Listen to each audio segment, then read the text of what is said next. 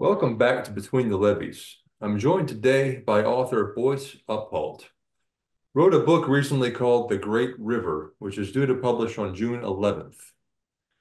From the back cover of the advance copy I received, it says, over thousands of years, the Mississippi watershed was home to millions of indigenous people who regarded the great river with awe and respect, adorning its banks with astonishing spiritual earthworks. But European settlers and American pioneers had a different vision. The river was a foe to conquer. In this landmark work of natural history, Boyce Upholt tells the epic story of human attempts to own and contain the Mississippi River, from Thomas Jefferson's expansionist land hunger through today's era of environmental concern. He reveals how an ambitious and sometimes contentious program of engineering, government-built levees, jetties, dikes, and dams, has not only damaged once vibrant ecosystems, but may not work much longer, and explores how scientists are scrambling to restore what's been lost. Rich and powerful, the Great River delivers a startling account of what happens when we try to fight against nature instead of acknowledging and embracing its power. Boyce Upholt is an award-winning journalist whose writing has appeared in The Atlantic, National Geographic, Outside, The New Republic, and Time, among other publications. He lives in New Orleans. Boyce, welcome to the show. Thank you, Tim. I'm really excited to be here. Thanks for joining me here finally. And of course, we welcome Captain Greer as well, who we published a good 6 hours with at the end of last year into the beginning of this one. So I'd like to get some insights from both of you, but let's begin first. Boyce, where did you first meet this gentleman that's joined us here today? I think Captain Greer, in some ways, he met me. In 2017, I canoed from St. Louis down to the Gulf of Mexico. And it was a part of a big group of people. And then a man named John Rusky was kind of the leader of that voyage. He's a really well-known canoe guide, well-known in the paddling scene at least. And I think a lot of pilots have probably seen him out on the river at one point or another. I think Captain Greer follows some of John online and saw that I was sort of this writer along for that voyage and eventually reached out. And we've been chatting on social media for a long time and then eventually chatting. He's quoted here in this book as well when I tried to get a little taste of life on the boats in the book. So, That's the way I recall it. Yeah. all right. Glad I've got it right. And John Rusky is he's does some remarkable stuff there. I guess he's been around for 25 years or This so. is the 25th Yeah, anniversary of his canoe company. Yeah, so I'm hoping he gets some good attention this year as well. I hope so because he does some wonderful stuff with some of the kids in that area in Clarksdale and Greenville and Memphis. A lot of high school kids who live in that area make trips with him on his canoes. And actually, the river becomes something besides scenery to them. Yeah, It has a reality that it doesn't generally have these days to people who live alongside its banks. exactly. Well, Boyce, I know in the beginning of the book, you mentioned a canoe trip, the first trip you took out there, that you were just captivated by this example of nature that exists out there. Um, Tell me about that trip and sort of your fascination and what developed into writing this book. Yeah, absolutely. So yeah, even before that trip, to back up a little bit, I'm originally from Hartford, Connecticut, Mark Twain's town for a while, but didn't have any relationship with the Mississippi River. Didn't really think about the Mississippi River until I was in my mid 20s and moved to the Mississippi Delta. And then still for the next 6 years, I didn't really think about the river because it was behind the levee and I never really saw it. But I was just kind of starting my career as a writer back then and looking for cool, fun things to write about, basically. And I knew I had heard of this guy named John Rusky and knew he was supposed to be this legendary figure. And so eventually I convinced someone, a magazine called The Bitter Southerner, and said, hey, well, let me go out with this guy and write about his work and why he thinks, tourists essentially like paddlers should be out on this big engineered river full of towboats. And so spent 3 days and 2 nights with John. We launched down kind of near Natchez near Woodville on the Buffalo River, actually, and then came out near the old river control structure, and then actually went through the lock. And then the second night we camped out along the banks of the Atchafalaya. John kept going down all the way down the Atchafalaya to the Gulf. I had to go home at that point. Um, but for me, yeah, I was like, I had lived in Mississippi for 6 years. The Delta is this great, fascinating place filled with interesting music, interesting culture. It's really beautiful in its own way, but it's very agricultural, very lots of straight lines of corn and soybeans. And I had grown up hiking and camping and things like that. And so I hadn't even realized in those 6 years I kind of missed camping. It just wasn't a thing people did in Mississippi. And then I got out and got to camp on these islands and sandbars with John. And it was like, oh my gosh, there's this giant, beautiful wilderness in my own backyard that I didn't know was here. And in some ways, the fact that that could surprise me was what got me so fascinated. It's like, how is it that I lived here for 6 years and didn't even know what was, 12 miles from my house? And how many years has it been since that trip? That trip was 2015, I think. And so, yeah, in some ways, I mean, people ask me how long it took to write this book. And in some ways, when I, got off that trip and another guy, a canoe guide, shuttled me back home to my car, and he was telling me all these river stories. And I can remember in that truck ride, I was kind of like, at the very least, I'm gonna write a bunch of magazine stories about this river. Maybe one day it'll add up to a book. So 9 years later, it's finally about to come out. Good. Tell us about the book, aside from what I've obviously already read off the back. Yeah, yeah. So, I mean, it's a nice synopsis that they slapped on there. It kind of is, yeah, different ways of answering what this book is. I mean, essentially, I got really interested after being out there, and I kept going back and writing other stories, and mostly just I wanted an excuse to go out and do more paddling and camping. Um, and it made me very fascinated with like how it came to be. How is it that one, we have this levee and these, not on the lower river, but right, all the dams and reservoirs. We got all these dikes. We've got this revetment, and why is all this here? Why is it that we have this engineered wilderness in the middle of the country? And to answer that, I kind of had to back up and say, okay, what have people done to this river? But to answer that, I had to like to understand why they did that. I wanted to think about how the river's been viewed through the years, and so that was kind of the thought process behind it. In some ways, it was just me trying to understand my home. I was living on land that was literally built by the river, and so I spent a long time trying to figure out how I could package this all together. The end result, there's three sections essentially. The first section deals with essentially the pre-American river, right? I used 1803 as a cutoff point. That's the Louisiana Purchase. And so how did the river come to be geologically? What were the first human interactions with the river?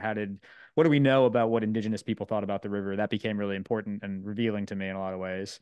The middle section is kind of 1803 to 1927, 1940. It's like got a hazy cutoff date because the sections blur a little bit, but I said it's basically 200 years after America came in. That to me is the sort of start date when engineering really kicked off. It took another decade or so.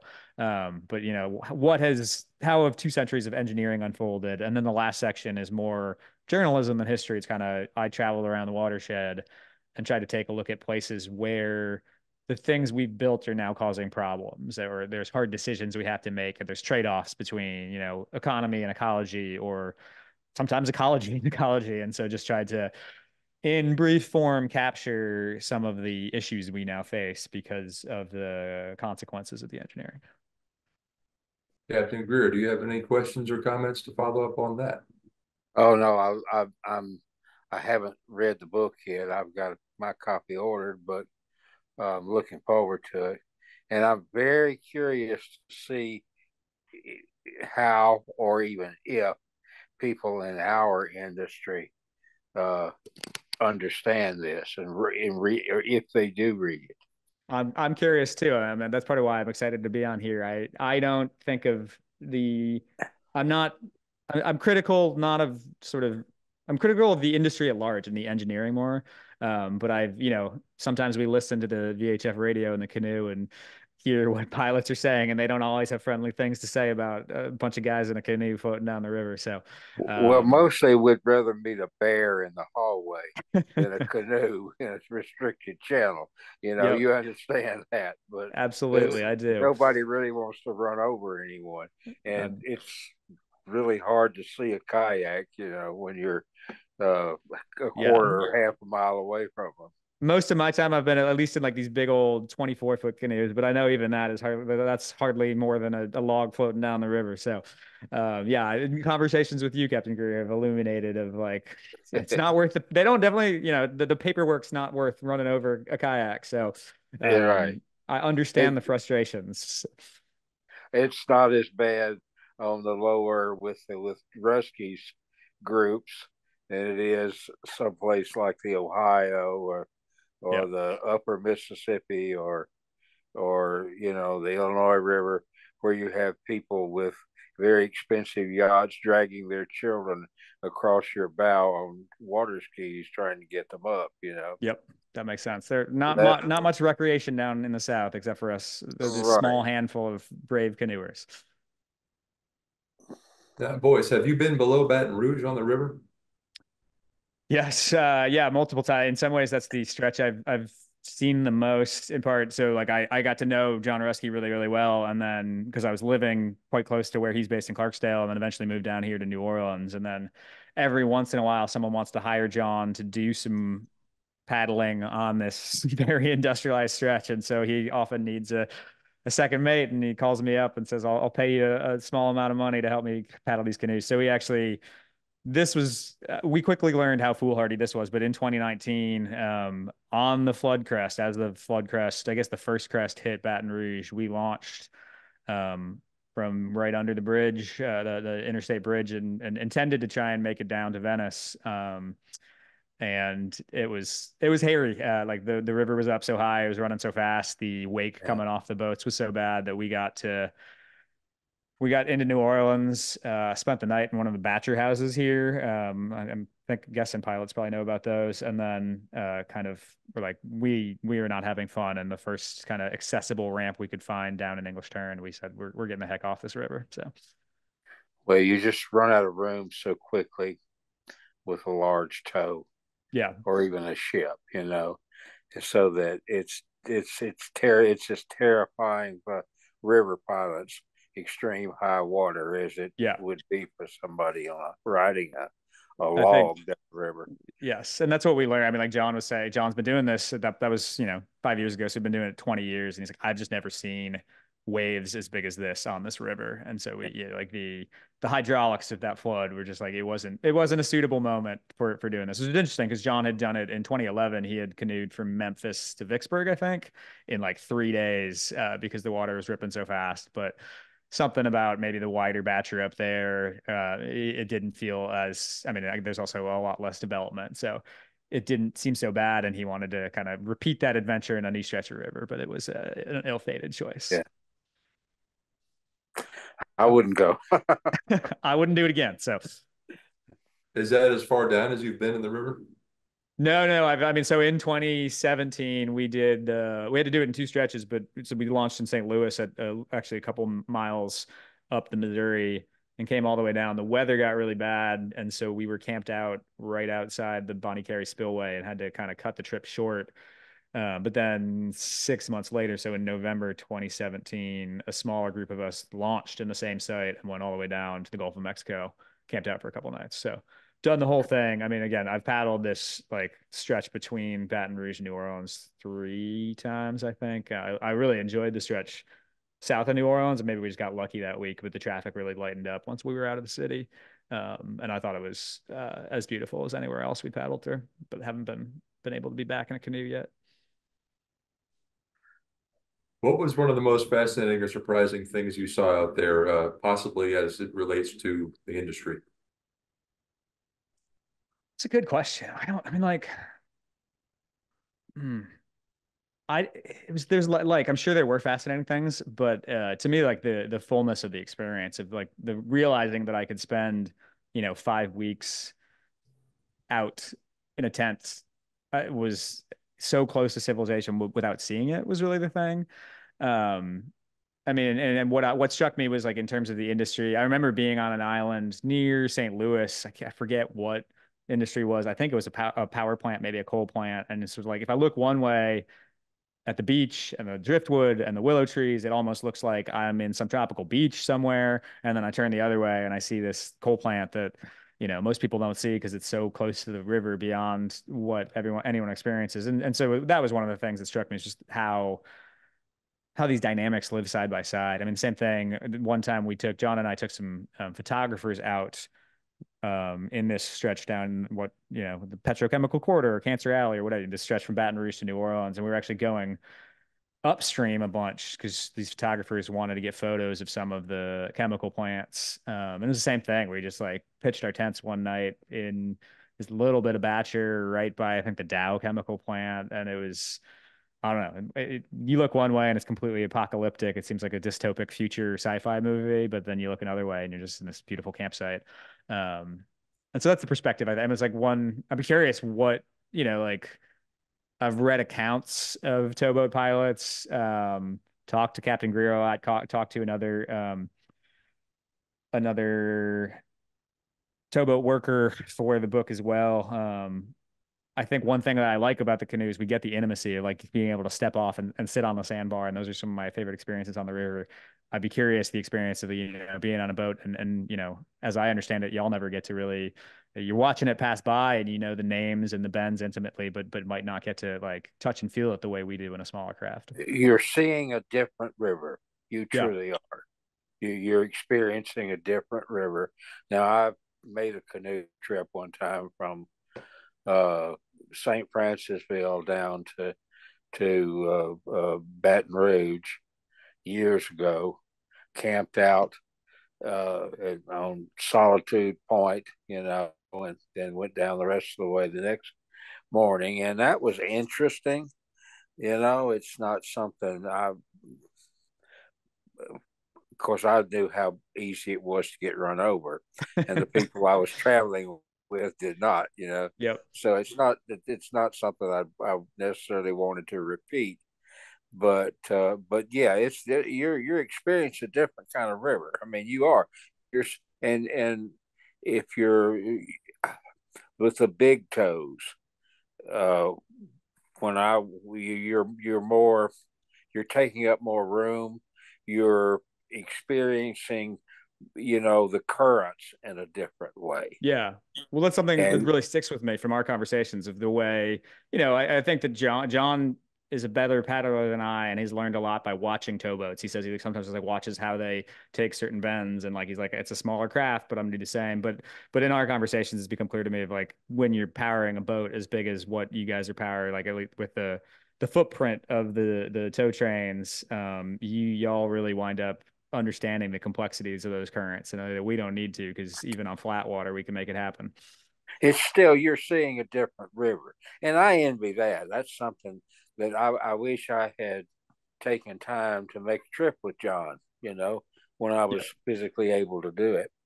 And because I would have thoroughly enjoyed the trip, I'm sure. Uh, but I grew up around the river, and when I was a kid, we would fish in every oxbow lake from Vicksburg to Old River, Right. and pond and whatever. And I've you know been on the riverbank plenty of times, and so I have a sense of what you're talking about, uh, and how, but at the same time, you really are seeing a different sort of river. You're experiencing Yeah. something different. If y'all don't mind, I will read. There's like a little section where I do. Again, I like Tim. I was talking to Tim about this before we actually started recording. I really wanted to get on a towboat for this book, but I understand why. I think all of the guys in charge were real wary of letting me on. And so by talking to Captain Greer and then this other guy, LD Williams, he was a first engineer, I think, did my best to capture that experience. And then this is a very brief summary where I try, like, there's more here, but my summary of trying to conjure what I understood about this. Talking, this is actually about Captain Greer. It says he was a part of a fraternity of men. It's men mostly who work these boats, who are the spiritual descendants of the shanty boaters, the self-named river people. And that's a reference to all the old houseboats that used to be around. Several towboat pilots are the literal descendants of shanty boaters, born in a floating shack atop these muddy waters. They found a way to never leave. The towboat crews are among the last to know the watershed in all its expansiveness, the last to remember the names of the islands and bends. These are the kind of people who like to say their blood is made from muddy water. Still, the routine of a towboat enforces a certain distance. These vessels never stop for the night. Groceries and supplies are delivered by service boat. So if the river is already its own sealed world, clasped between the levees, these boats make up another smaller world, adrift on the endless tide of water. I hope that captures something of y'all's experience. It was again, it had to be kind of translated and filtered, and I might have gotten some things wrong, but Oh no, that you was got how it I came right. to understood things. That's lovely. That's good. That's good. That's a good piece. Uh, Thank you. but most of the people I worked with when I was starting, came from river towns. Yeah. They were right, and places like Greenville, where that was the biggest business in town. In those days in the 70s, they had shipyards. They were building boats. Everybody worked on the river, and everybody, in all these communities up and down, in Mississippi and Arkansas, there was nothing else to do. You worked on the river, you went offshore or Right. something like that. You left home, Yep. and a lot of them had my experience of fishing, and there were some of them who fished on the river. I worked with some people whose family did commercial fishing, Mm. some of it on the river. So you don't see that much anymore. The kids that are coming up on deck don't have that same experience. But Yeah, well, there's just not much left in Greenville, and I didn't get into it in this book, but early on in my river experience, I tried to track down some commercial fishermen on the lower Mississippi, and there's very few left. So it's just like yeah, that's one of the things I wanted to get to in this book is it's rarer and rarer to find people that have much of a experience with the Mississippi River. I think people who work in the navigation industry are an exception. I think one of the questions I have is like, as you said, it's like it's hard for a lot of other people to get out there because of the towboat industry, and so the complex things. Like I would love to have more people be out there, but it's hard for them to be out there given the way navigation works. So there are a lot of they're like every other place in the country these days. They seem to find it hard to hire and keep employees. yep. Sure, I'm not sure why, but they all of the companies are hurting for people. Let Yeah. me work on you getting a towboat ride. I maybe I can call some people. I would love that. Maybe someone listening to this podcast will say, "Hey, this guy seems all right. Well, let's get him on." Because they need to. What's interesting, and the reason I'm so curious about how this will, how the people that Tim and I work for will read this and understand it, is because they're managing, and I've worked for some very large companies, and where the management of these companies they were separated by 1,000 miles from the actual, Mm, commodity that they sell, and they truly, very often they didn't understand it. They don't know they didn't know what we did. right. They didn't understand that, and they're smart people. I mean, a lot of MBAs out there, but they're operating on a kind of faith, not unlike a religious faith, that the Corps of Engineers has made this river for us, or this is a natural river, and that's the way it's always going to be, and we can count on it, and make our business plans, and we really don't have to think about the externalities. We don't have to think about. There was recently, I was reading a something the Corps of Engineers had sent out for comments about a new fleet at reserve that Cargill wants to build. You may not remember Reserve. Tim knows he works across the river from it, Yep. but that's a busy place. And whoever came up with the idea to put another fleet over there on that, west bank is somebody who never had to steer 25 barges around 48 Mile Point, you Right. know, and look down at all of that traffic and the lights and the barges and I hope that people will get out of your way or, that you'll be able to miss all that crap that you can see, some of it you can't see at night. But they assume that, that there's nothing wrong with this. Yeah, we can do it. And, but they don't understand the cost of it. They don't understand the the the dangers of it. Yeah. Makes sense. So they need to understand that this thing that they're founded on, the foundation here, is something that's a little bit more contingent than they would like it to be. Yep. Yep. And that's a big thing. I mean, like, yeah, that everything I dug into with the river is just sort of like, we can, seems like every bit of engineering we've done, it might do part of its job or it might do its job for a while, but then it leads to these effects days, weeks, decades later that we didn't expect. And then we got to build something else to deal with that. And yeah, I think the question for me is like, how many dominoes are we setting up before we realize that the system, we just can't keep up with the rippling effects of everything we built. Yeah, especially in an age of climate change. Yep. Yeah. Well, that leads kind of nicely into the next, I guess, set of topics. But before we get into that, uh, Captain Greer, tell me, if you can, this is kind of a loaded question. Um, how different is the river that Boyce saw first than what you were first introduced to in the industry? Oh, it's profoundly different. When I first started, uh, the river was, well, of course, the Jadwin plan and all of the additions to it was well underway, and this was in when you know right there at the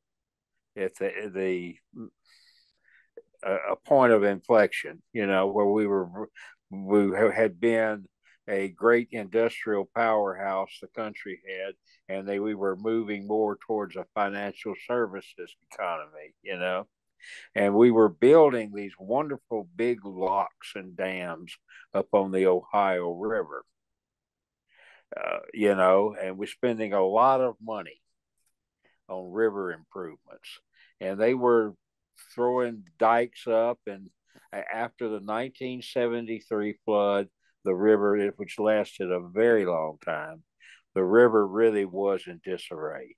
It was more like a river, the river it had been, in the 30s and 40s before all the cutoffs were made.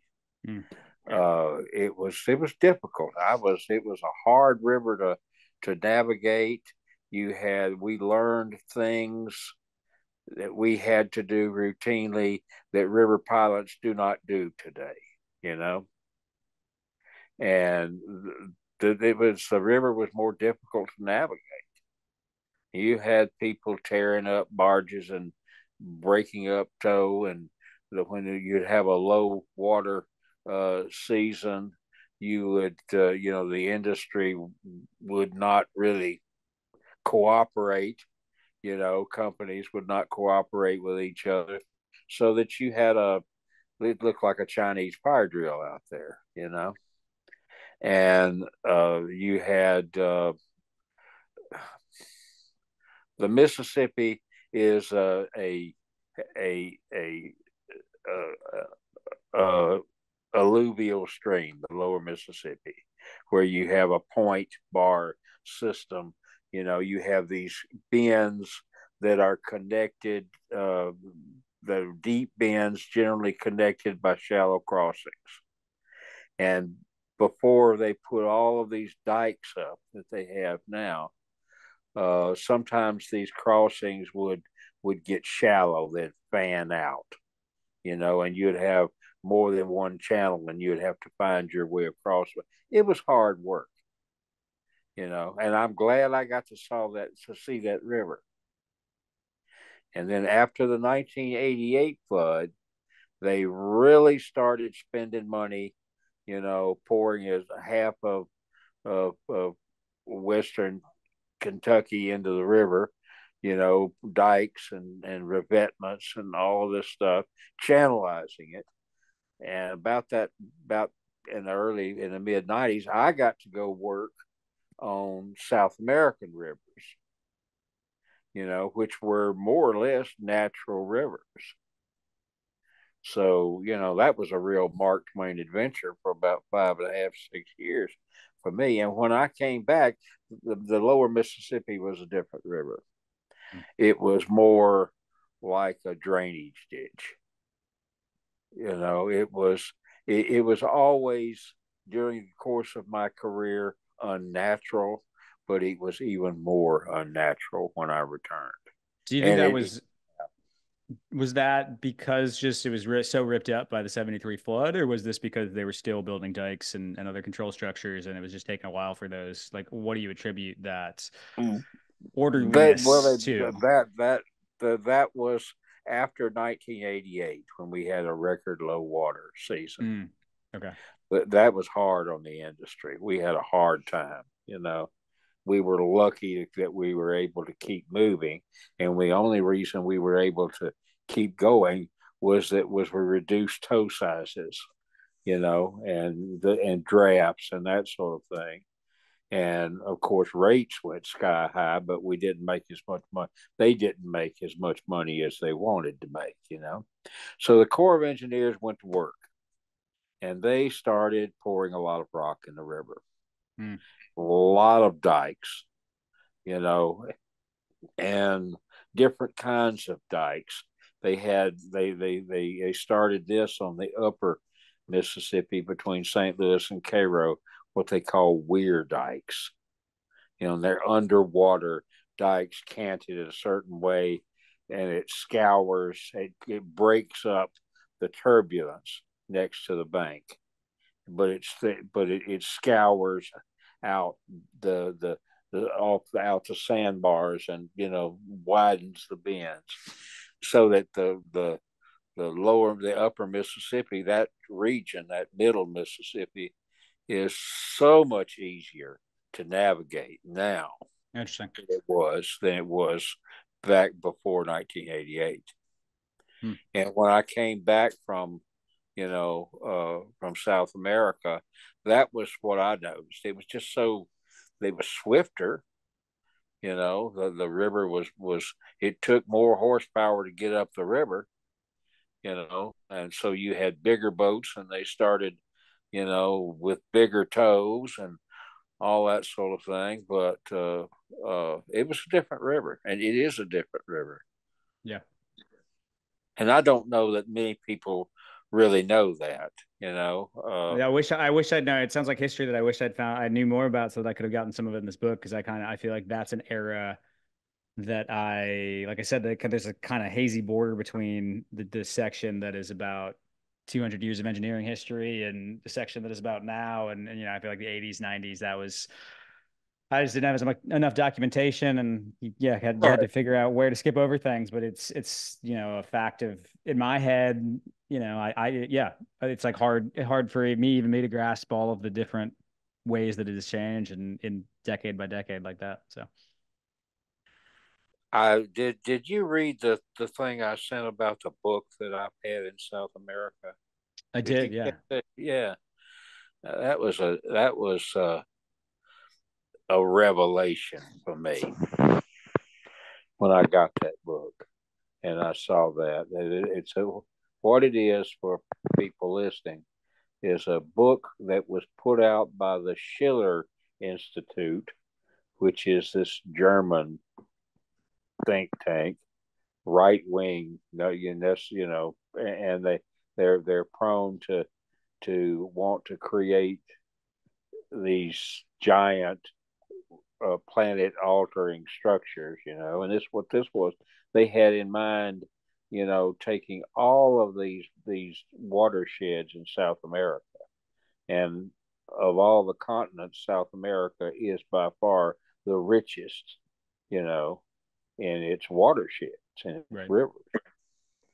And but these places are more or less pristine.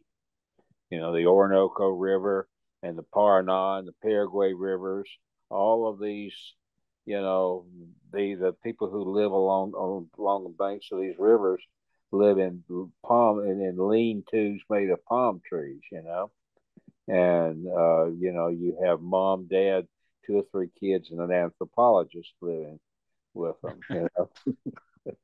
So and they're mostly Indian, and it's very primitive. And the idea that they wanted to, by canals and locks and that sort of thing, connect all this solely for the purpose of creating this enormous waterway, commercial waterway, was just insane to me. And of course, I figured out pretty quickly where it came from. The chart that we were using on the Orinoco uh, had been created from an original survey in 1940 by the U.S. Corps of Engineers, USGS, and the equivalent Venezuelan and Guyana agencies, uh, because they were sinking rubber ships at the mouth of the Amazon, and the Orinoco and Rio Negro have a common source in the Tepuis and the Guiana Shield, and it's the wildest country in remote geography in the world. But they had in mind channelizing the Orinoco River so they'd have another outlet for the rubber ships. Wow. Which was preposterous. If they could have raised enough money in South America to do that, they wouldn't have been able to raise the money to sustain it. And that's part of our problem. Is we've created this monstrous watershed. You have the Upper Mississippi is a series of lakes, separated by locks and dams. The Ohio River is a series of lakes separated by locks and dams. The Illinois River, the Cumberland River, and the Tennessee River, and the Arkansas River, and so on and so forth. There's nothing natural about any of it. And, we because we've been, all of this has been accomplished in post World War II, prosperity. I guess we're confident that we can keep it that way, but I'm not so sure. I don't know what your, observations are, but I'm not so sure that they can sustain this. Yeah. Well, that leads to some notes I have been taking. Boyce, in your efforts to write this book, these feats of engineering that we're discussing now, these sort of manufactured hydrodynamics, in your research, where has it been successful? Where has it maybe done damage? And as Captain Greer mentioned, is this sustainable and for how much longer? Yeah. I mean, I think sometimes it's successful and done damage in the same place. One of the questions I think you have to ask is, what does success mean? So if you, yeah, like every single thing we've done has had some good effects and has had some bad effects, and it's hard to tangle those out. A lot of the ill effects are on ecosystems, which are really hard. It's apples and oranges, right? When you say, oh, like we've got a bunch of dams that are maybe impacting endangered species or might make a species endangered, but it is allowing X amount of commerce to come through.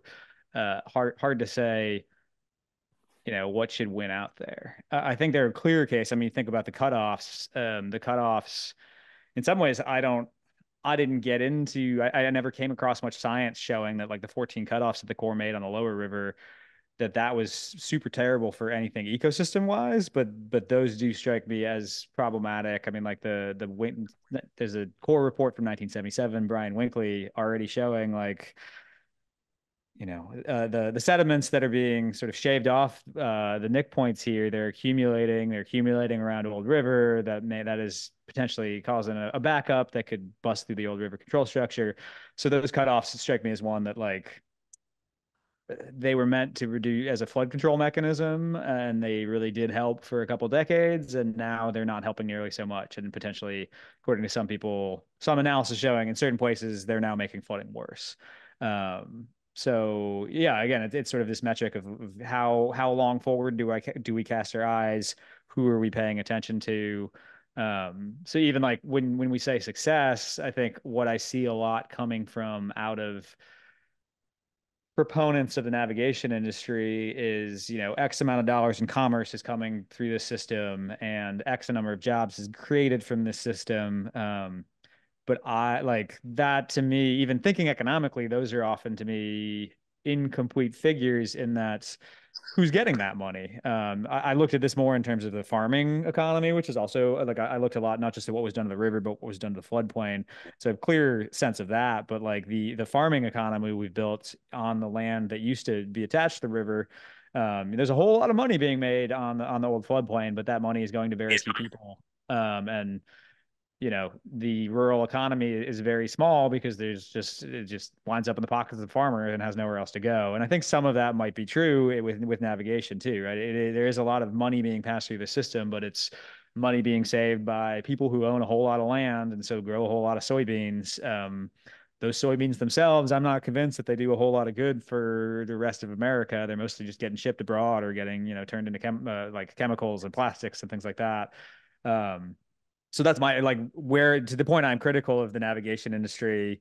I feel like it's less about the industry and more about like who gets to make decisions on this river. But navigation interests have often been served at the expense of other voices, and there are all these figures that are brought out. But when I really look at like society wide what has been done for us, I'm like, undeniably the navigation system we've built here in America helped make America a superpower.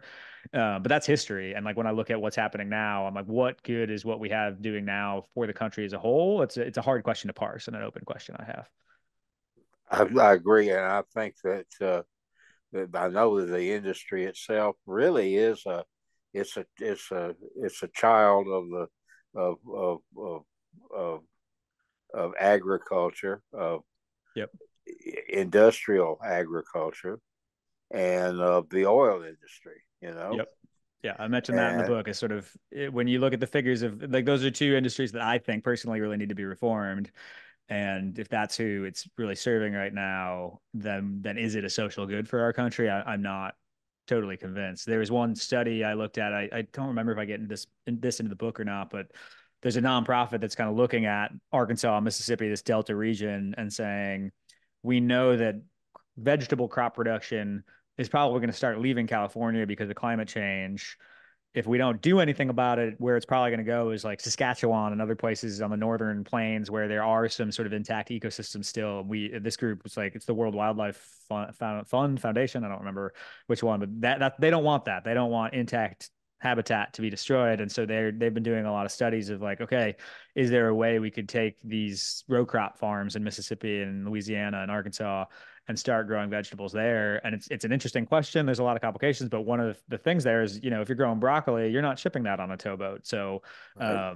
it would completely reshape. We'd have to rethink our transportation infrastructure. And again, to me, as someone who loves the river as a natural place, it's a very intriguing of like, oh, if the crop production shifts in a way that is better for, I think growing more vegetables would be better for the places down here. It'd be better for the world than growing all this corn that isn't really used.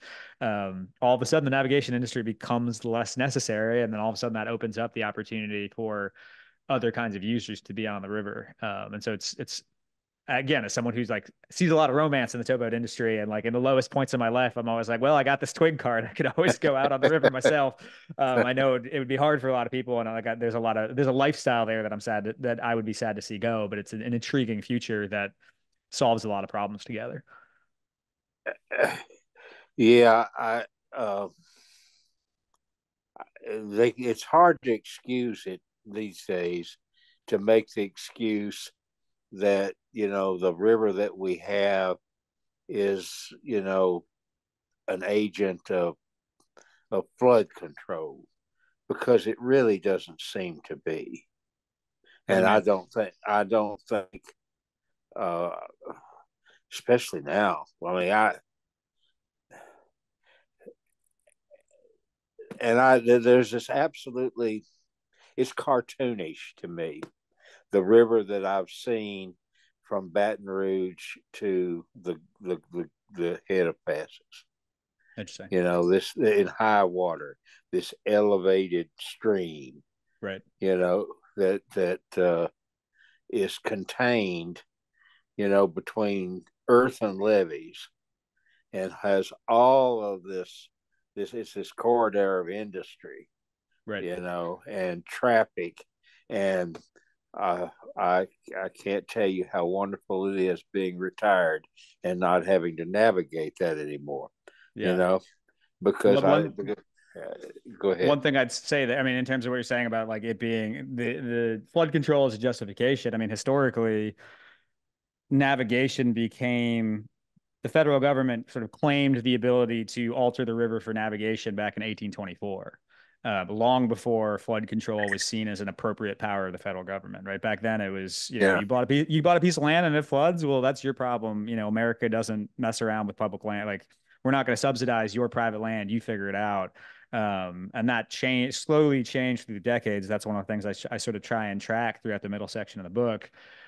And one of the sort of consequences of that fact was the possible range of solutions that people pursued for flood control were somewhat like, if something that was actually for flood control but could be labeled a navigation project, it was more likely to be built, right? And so that's sort of how we got the levee system we have. Was at first it was just kind of people slipping in and saying, well, we really got to repair this. Like, people built their own levees, and then they had to repair the Corps had to repair those levees so that wasn't going to affect water flow at high water levels. And so there's this reinforcing cycle. And I don't know what, like if that hadn't been the history, and if we hadn't like had flood control and navigation so attached, and we're able to think more broadly about what flood control could mean. I don't really have an alternate history of what we would have built instead, but what we have built is, there are literal cases where we claim, like the government has claimed it was building flood control, but what it was really doing was building, or claimed they were building navigation, but was really flood control, but was sort of slippery decisions, and yeah, not always sort of the full range of solutions were not always on the table. the earliest flood control, of course, was the land grants that were given by the French, to people who owned enough slaves, so this army of slaves could build and maintain a 3-foot levee up and Right. down the river, from New Orleans north, or from Belle Chase north, or wherever it was, so that, in a sense, the shape of the river is still, you know, uh, founded on chattel slavery, Yeah. and these early levies, they've kept that, Yeah. I mean, and everything enforced is it. built on top of those. So I would say the original flood control, though, was before that, was cultures where people said, we're going to go build a fishing village in the Delta, and we're going to spend part of our season there. And then we know that we can't be there the whole time, and we'll pick up and go somewhere else. And it's going to be really hard for us to reconceive of what we've built in those sort of more seasonal, temporal ways. But and I don't know, when you look at the river that I don't think you can really control, that sense of like, well, let's not try and control it and let's accommodate it. Looks kind of wise in retrospect. It does to me too, but I don't. But it's very much like what Jefferson said about something else. Not, that gentleman, we have the wolf by the ear and we dare not let him go. He was talking about slavery, of course, Right. but in a way, our environmentally, modernity's got hold of the wolf's ear, and how do we let ourselves how I don't think we do. I think it crashes and burns, and we adapt to it. Yeah. But I mean, I think that the interesting thing I found in my reporting, and this is more about flood control than navigation, but the economic interests are starting to change. And so you've got down here in Louisiana, it's called the Mid-Barataria Sediment Diversion. And the idea is let's open one controlled gap in the levee and let some water and sediment go out and build land, because that land will actually have an economic impact in places like New Orleans and Baton Rouge by, dampening hurricanes and decreasing, property damage. And then upriver, you are seeing, I mean, so I talked to the Mississippi River Towns and Cities Initiative. Is a coalition of mayors that live and sort of govern riverside towns. And the sense I got from them was like, 10, 15 years ago, if someone had an empty plot of land in the historic floodplain, whether either side of the levee, on the Batcher side or on the land side, but like flood prone land, it used to be like, well, we better get a hockey rink in there so that we can get some tax money. But it is an official policy plank of MRCTI, this group of mayors now, like we got to use that land for flood control. We've got to think about, how can we keep that land as a place that water can be stored. And again, it's both sides of the levees. People are thinking like, even on the quote protected side, we need some sumps where when it rains really hard and we get these like crazy 20-inch, 24-hour yeah, floods, that water can flow in there. And so that's like the amount of land being preserved that way is very small, but to me, it's showing like a real turn in thinking of like, okay, we are past the era of, you know, develop land, put up levees, protect it, and starting to get too narrow of like, we were gonna, Jadwin famously gave the river more room, but I kind of look at him like, give a very little bit of room and like kept a lot of control. And we're in a new era where once more we're having to give the river more room. I hope so. I don't. Uh, but the bottleneck, of course, is at the lower end. And what's his name? I can't remember the guy's name. A wonderful book about the old river control structure, and he believed, and I think a lot of people believe that sooner or later that's going to collapse. I mean, That's yeah, Lapuche, the bio the Lapuche lobe, of uh, uh, the delta, it was a few hundred years, I think, before right. Europeans settled, and Yeah, it's about the present course is that's the part that's not sustainable. yeah, and And I when agree it with that sense that it'll go eventually. But to me, and I don't quite know. I mean, one thing right as I was finishing the book up, came across a paper that was looking at models and sediment loads and was saying even with old river control structure there, the way water is flowing down the Atchafalaya, it's continuing to make the Atchafalaya the more viable channel for the water. And so Yeah, I mean, but I think we could hold it for another hundred, like, I don't know. There's a lot going wrong in this country, and I think we can hold it for a while. And Old River control structure may be as secure as our government is at large. So, it's more of just like anything we build, humans aren't going to good be around point. forever. So eventually that thing's going to pop out and the river will change course again. Yes, I think so. I think it's inevitable. It's an inevitability. It's not a matter of when, but I won't be around to see Yeah, it. I I'm not think. sure I will be either, but maybe something catastrophic will happen in the next, you know, 30 years or so. A lot of very interesting points shared there. Some thoughts that came to mind. I'd love to know the cost of commerce, what it costs this industry to keep itself going. This is a question for both of you. Do you think we as an industry are potentially sustaining this economy, this infrastructure, almost self-serving? Are we sustaining it for itself? What do you think? I mean, like there's an idea of, I think philosophers call it like path dependence. It's kind of like once you've built one technology, you're like, once you got a hammer, you're going to use a hammer. And I think I think that's definitely true on the river.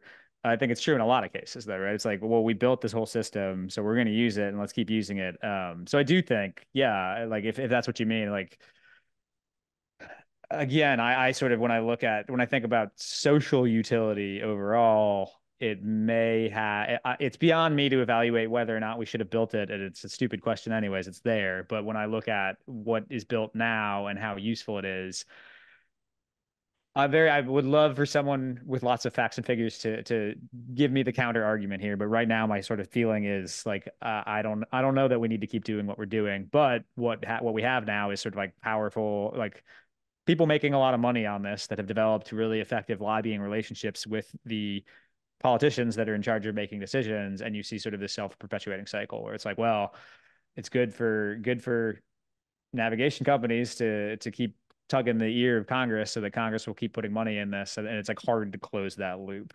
And I got in, I discussed a little bit in the book the closure of the lock at Upper St. Anthony Falls, and looked a little bit at some of like the language that was included in the legislation that allowed the Corps to close that lock. And I found it, I don't know, like darkly comical a little bit of just like, it was like, oh, this is, it was made sure that in the legislation that it was, there's no precedent being set here, and in the future ecology won't be factored in. And there was some line, and again, an educated person, I would love to hear the other point of view on this, and I wish I could find the line quickly in here, but there was some line of like, tonnage is an arbitrary statistic, and we shouldn't evaluate the usefulness of a lock by how many tons pass through it. I'm like, what should we evaluate it on? If not, I don't know. It was, and it felt very defensive, and it felt like we need to make sure we have everything in play. Fine, like we see the writing on the wall. Upper St. Anthony's is going to close, but as it closes, we need to make sure that there is no like that a gap is not cracking open. And I kind of write in the book is like it can feel to me like the lobbyists, perhaps not the navigation industry, but the Waterways Council and other lobbyists in charge are really worried that like if any wiggle room is given where we start decommissioning locks that aren't very useful, then people might say, like, let's say we take out all three dams in Minneapolis. There's a lot of talk about how that could turn Minneapolis very quickly into sort of like a mecca destination for urban whitewater paddling. And if like it can feel to me like people are worried that like, oh no, if like suddenly Minneapolis becomes this great center of recreation, then people will catch on to the fact of like what else the river could be. So there's a real effort to like to keep a cap on it and not let anyone have any other vision of what the river might become. A lot of the resistance that you're going to notice, I think, is it's going to be hard to quantify because of the tradition. I mean, if you hadn't had, the what's his name's cotton gin, and Eli Whitney. yeah, if you hadn't had the cotton gin and the steamboat, which is, that's you can call that a vernacular invention. Some historians do, where basically it's just a raft with a machinery on top of it, rectangular in shape, a flat bottom to basically built to carry a maximum load with a minimum draft to navigate the seasonal rivers of the western rivers. And you have that, and then you have chattel slavery, and you have what becomes the American slave state. Some historians are calling it, which is the Mississippi Delta, the Mississippi, the lower Mississippi watershed. Right. And this is so. This is kind of where the hot spot of global commerce was after the 1820s, until the Civil War, at least.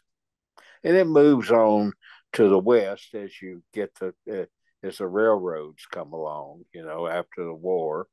But that's where our capitalism really gets its power from that event. Right. And without that, without the steamboat, I doubt that the United States as a a whole would exist. It would have been a series of states. We never would have made it across the Appalachian chain, with the government without the communications and the commerce of the steamboat, and cotton and slavery and all of these things. So that's it's something that whether we like it or not, it's part of the DNA of the country. Yep. And we've always been reluctant to let go of that, even when the action moved to the West. Uh, in World War I, the all you had packet boat trade that went up places like the Washita River, bringing people their groceries and cotton and cattle feed and that sort of thing, and carrying people around. It was it was almost dead, river traffic. And then we decided to get ourselves involved in World War I, and we suddenly found out that the railroads, much less the highways we had, simply could not handle, Right. wartime economy.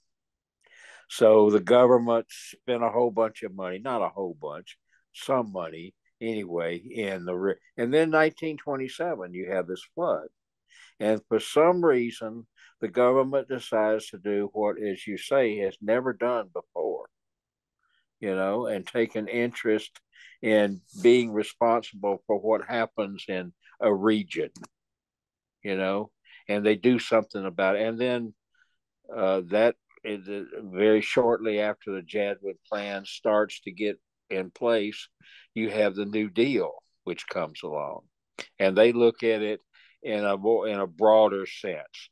You know, Roosevelt sees, power, hydroelectric power. He sees flood control. He sees jobs. He sees navigation. And, so that's when that's when you have all the cutoffs. Right. That the idea is I've got a book somewhere around here, is speeding the flood to the Floods sea. to the sea. Yep. Yeah, yeah. And that's the idea that they're working on. But then, World War II comes along, and they still don't have enough a transportation system, adequate for a wartime economy. So, and after the war, that's when they start building in the 60s, as you have this post war economy heating up, they start building boats and barges and all of that. So, and, the people, the rich people, the people who are, who think they call themselves in charge of the economy, what they're seeing is that the richest farmlands in the world, are proximate to a navigable river. Right. So whether or not that's actually making a profit, the idea of that is going to be compelling. And I've seen it compel. I mean, like I've got ecologist friends who are like really tempered in their criticisms of the navigation industry, because they're like, with climate change and thinking about with human population booms, like we need land to feed people. And so the idea of like, oh, land near water that could allow us to transport food is a very powerful thing. But, as we were saying before, I'm like, it's not feeding anyone, right? It's feeding very few people right now. And so, yeah, I mean, the other thing, like all of that history, yeah, I will co-sign all of that. I will just say, I mean, you need to write a book too, Captain Greer, because you've got all the history down too. But there was a different sort of engineer I talked to for this book. So a drainage district engineer. So he's thinking about flooding. He's thinking about farms. And as I tried to bring up history, he said a lot, my granddaddy told me you got to play the hand cards you're dealt. which was kind of the idea as I understood it. The implication was like, I don't want to hear about, how slavery built all this. I don't want to hear about all those problems. And it's the same thing. I mean, you're talking a lot of critical race theory, Captain Greer, right? It's like there's a lot of efforts right now to make sure that this kind of history isn't told. And I do think it's important to tell it. I also understand the play the cards you're dealt thing, and that to me, it's valuable to know all that because it helps us understand who has benefited and who has not based on what we built. It helps us see where, like, sometimes we feel certain sectors of society feel comfortable with government interventions, and then they don't feel comfortable in other cases. And it's valuable for holding up that criticism. But ultimately, we've got what we've got. And so, but when I hear that metaphor, play the cards we're dealt, I'm also like, well, what are the cards we have in our hand right now? And I just don't think they're that great on the river. I think that, like, we've got increasing amounts of floods. We've got riverside communities that are, racked by poverty because the system of Oh, yeah. agriculture isn't distributing money well. And in some ways, the navigation industry may be like the one winner in all this. But again, like the figures I've seen show that when you factor in operation and maintenance contributions, it's like the subsidy levels of just general U.S. taxpayers are really, really high. It's very rare that it comes up for national debate of like, do we as a society really want to be kicking in 90% of the cost of keeping this navigation industry going? So, to me, like, I think all that history matters, but then I'm just like, it is also really important to say, like, okay, what is happening on the river right now, and does it make sense, or can we make it's always hard to make a sharp change in direction, but at some point it's going to make sense to do so. I agree with you. It's interesting to me. They're talking about building a new bridge at Memphis, and you know that until the 1930s, really, the late 19 until about 1930, the only bridge across the Mississippi south of St. Louis was the railroad bridge at Memphis. Hmm. One bridge. And you think about the economy of the South in 1930. Now you've got, these interstates, I-40, I-20, I-10 that cross the river, and all sorts of bridges that where commerce can move back and forth and fan out, into the South. And yet look at Mississippi. Look at Louisiana, apart from the river parishes. Look at Arkansas. All these communities are, they're basically socialist welfare states, with dollar store economies. Right. So, all of that did not work out too well. It's still not working out too well. Right. But the people that it has worked for tend to have a lot of say. And so again, that's Yes, part they of do. why we get stuck with certain systems. It's like, well, someone rises to the top and then they have the money to grease the wheels, and then we kind of keep what we got in a lot of cases. And industrial agriculture is not, it's interesting. Back in when that BP well uh, blew up in the Deepwater Gulf, Horizon. Yeah. 2010. yeah, I was during that period. I went to some kind of company meeting in Jeffersonville. I was working for American Commercial Barge Line at the time, and the questions we were asking questions about, and I asked one of our vice presidents how what if they were talking about that BP incident, and I asked him what are you hearing about how that's going to work with the hypoxia zone in the Gulf, and he said the what? Well, I wonder if do you think, Tim, do you think everyone listening to this podcast will know what a hypoxia zone is in the Gulf of Mexico or no? Dead If zone. if they heard Captain Greer's first couple of visits, they are aware of Got it. it. Yes. Yeah. Yeah. I remember hearing that on that episode. So But I myself didn't know until he said it. yeah. Well, It's the dead zone, and it's about 10,000 square miles where nothing but jellyfish can live. And that is all from agricultural runoff along the Mississippi River. yeah. Did you have something, boys? I froze up for a second. I was gonna. I mean, I was just gonna interject in that.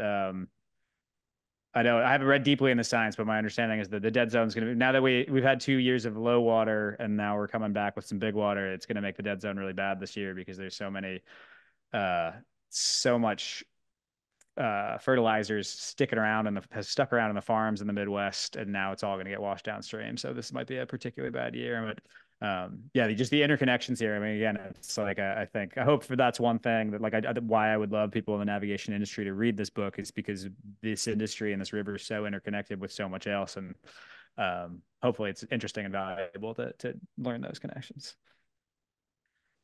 Well, I hope they read it. They're not going. They might not like it, but they need to. They do need to read it. And I mean, I hate that people don't want to hear about slavery and the indigenous genocide and all and that sort of thing. But that's happens to be who we are. That's our history. Did it? Yeah. Yeah. Well, gentlemen, you have made this one a pretty easy one for me. Do you have any final comments or questions for one another? I think I'm good. I don't know. And Captain I'm, Greer, any further questions? I'm looking forward to reading the book. I can't wait to have it in your hands and hear what you think. So, Well, Yeah, in closing, then, Boyce, I saw on Facebook you have some dates coming up in some cities. Did you want to review those where you'll be appearing for this book? yeah, I can run. I mean, it's a longish list. People can go to my website, it's boyceuphalt.com/events, and see them all. But let me pull it up myself, and because they're mostly in river towns. So, yeah, the book's out June 11th, and on that day, it's actually exciting for me. I grew up in Hartford, and we'll be at the Mark Twain House on the 11th. I'm in St. Louis on June 18th, New Orleans on June 20th, and then the next night, I actually have a dinner I'm really excited about, just trying to tell the story of the river through food with a really talented chef. On June 22nd, I'll be up in your neck of the woods, Tim, in Denham Springs, Louisiana. June 24th in Jackson, June 25th in Memphis, June 28th in Helena, June 29th in Clarksdale, July 1st in Oxford, July 2nd in Cleveland, Mississippi, July 3rd in Jackson. And then I got a break for a while. And then in August, which seems far off, so I'll let those dates be on the website. But in August, I'll be up on the upper Mississippi in a couple towns to do some events. well, I sure hope it's a bestseller. I hope so too. We'll see what happens. It's been And exciting, getting good feedback so far, so I'm excited about it.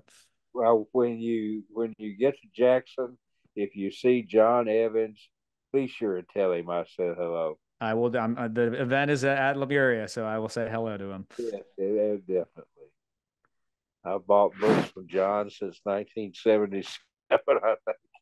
It's a great store. Thank you both very much, gentlemen. Yeah, thanks so I think much, that'll Tim. I do really it. appreciate it. Yeah. Yes, Nice sir. thing for you, gentlemen. Thanks. All right. This has been a production of Where You At Studios, LLC.